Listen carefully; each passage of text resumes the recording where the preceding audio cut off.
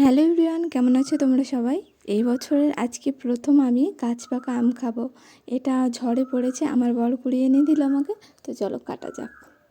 আমটা অনেকটা উপর থেকে পড়ার কারণে একটা সাইড পুরো ছেঁচে গেছে, মানে নরম হয়ে গেছে। তো কেটে দেখা যাক কেমন হয়। আর আমটা কাটতে কাটতে একটা কথা বলে রাখি, মানে আমি কিন্তু চাকুতে অতটাও অভ্যস্ত নয় কাটতে। আমার খুব ভয় করে কাটতে কাটতে। ও মা, কেটে দেখি এটা তো মানে গাছ পাকা তো দূরের কথা, গাছ পাকা নয়, এত টক ছিল গাইস। মানে কাটার সময় বোঝা যায় যে আমটা পাকা কি পাকা নয়, কিন্তু এটা পাকা নয়। কীভাবে হয়েছে কি জানি, এরকম টক ছিল ভীষণ। এটা হচ্ছে হিমসাগর আম। তো শক্ত দেখতে পাচ্ছ তোমরা, শক্ত, গাছ পাকা নয়। তাই আর কি এটাকে আমি পিস পিস করে কেটে মানে একটু লবণ আর একটু লঙ্কার গুঁড়ো দিয়ে খেয়েছিলাম। লবণ আর লঙ্কার গুঁড়ো দিয়ে হালকা মানে অর্ধেক পাকা আম খেতে কিন্তু দারুণ লাগে। কার কার এমনটা, মানে কে কে খাও এমন করে আমাকে কমেন্ট করে জানিও। আর এই ভিডিওটা তোমাদের কেমন লাগলো অবশ্যই কমেন্টে জানিও। ভালো লাগলে একটু লাইক করে দিও।